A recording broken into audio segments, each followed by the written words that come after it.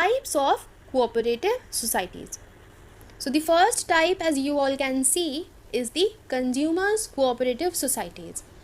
And also understand that these classifications are done on the basis of their operations. Okay, if they look after the consumers, it is consumers cooperative society. If their operations are related to the producers, helping the producers, it is the producers cooperative society. Okay, so and so on. So let's understand the consumers cooperative society. The consumer cooperative society are formed to protect the interest of the consumers. How can we protect the consumers? We can protect the consumers by eliminating the middlemen and establishing a direct link with the producers.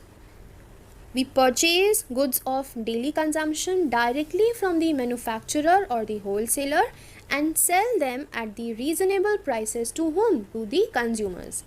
We, I, you, we all are whom? We all are consumers. We go to purchase daily goods from our retail shops. Now these retail shops, they have some added commission to it, they have some added profits to it.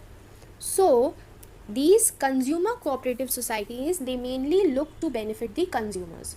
Now what they thought? They thought that instead of purchasing goods from the retailers, why shouldn't I go directly to the producers or to the wholesalers, take the goods from them at a much cheaper cost and sell these to the members. Clear? Simple? I repeat, the consumers cooperative society, they are mainly formed of the consumers. Like we all are consumers. I can become a part of the society, you can become a part of your society, my friends, your friends, my family members, they become a part of the society, and we do this work. What do? We take from wholesalers and sell among ourselves. Now what benefit it will make? It will make that you get a product at a much lower cost. I get a product at a much lower cost. Why? Because I am a member of that particular cooperative society. Clear to you? Now, next one, as the name says, it is producers cooperative society. Now same thing, these are set up to help whom? To help the small producers who cannot easily collect various items of production and face some problem in marketing. Okay, so these cooperative societies, they look after helping such producers who do not have proper items of production, they do not have proper machineries.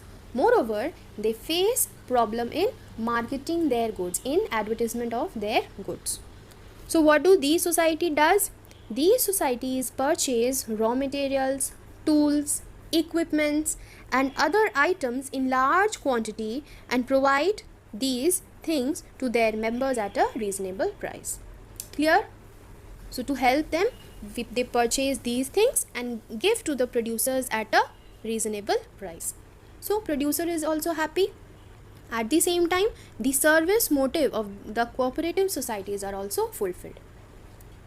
And in case by chance they earn some profit, suppose they get it from the wholesalers at 20 rupees, they will sell you at 22, much cheaper from the market. Suppose from market you would have got by 35, but now you are getting at 22. So you purchase at 22, still the producers make 2 rupees profit. It got from the wholesaler at 20, so that 2 rupees it will collect, and whatever be the profit it will distribute. That also is distributed. Clear? Now comes the marketing cooperative society. Now what is marketing cooperative society? It performs the marketing functions such as transporting of the goods, storing of the goods, packing of the goods, grading of the goods, marketing research. Marketing research means what types of goods are actually liked by the consumers. So they do a market research for it. Okay? Clear? So the marketing cooperative society will actually perform the marketing functions. Send the goods. It will give the transportation facility. It will give the warehousing facilities. It will give the packing facility. Okay? It pools the output of individual members and perform the marketing functions. See, it's written here, the production of different members is pooled together and sold by the society at a good price. So whatever the different members they produce, they submit it to the cooperative societies, and these cooperative societies sell those products on the behalf of those producers. Clear? Next one, Farmers Cooperative Society. Now, as the name says, this will help the farmers. How will it help the farmers? It will help the small farmers to collect resources for cultivating their land. They will provide them better quality seeds, better fertilizers, better machineries, and modern techniques that they can use for the cultivation of their crops. Clear? Very simple explanations. The next one, Credit Cooperative Society. Now, what is the meaning of the word credit? Credit means taking something on loan, not paying money for it, isn't it? So, it may happen sometimes that the members are in desire of some loan, they require some money. Now, if they go to some money lenders, those money lenders will charge a very high rate of interest, isn't it? So, to save those members or to save those persons from being exploited by the money lenders, what is done? This cooperative society is formed. And what is the work of this cooperative society? To provide loans at easy terms and low rate of interest. Clear to you? Okay. And the last one is a cooperative housing society. Now, it may happen that there are persons out there who have difficulty in constructing houses for them. They do not have enough money to construct houses. So what they do?